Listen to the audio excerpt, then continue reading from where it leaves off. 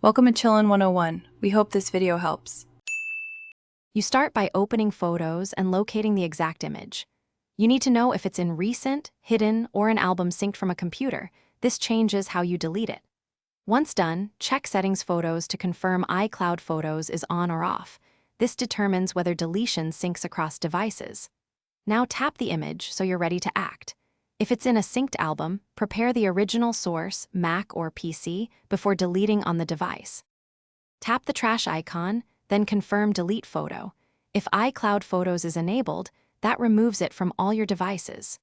Once deleted, go to Albums Recently Deleted and remove it immediately to permanently clear space. Keep in mind iOS keeps items 30 days by default. For photos synced from a computer, you must delete or unsync them on the Mac/PC using Finder or iTunes, otherwise they'll reappear. Make sure to check other albums and messages if copies exist. Delete those too. After deletion, verify on your iPhone, on other devices, and at iCloud. To confirm the image is gone everywhere.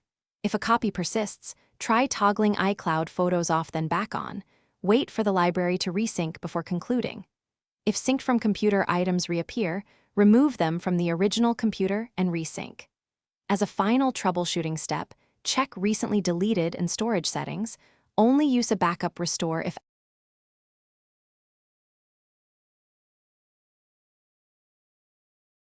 Thanks for watching. Consider subscribing if we helped you.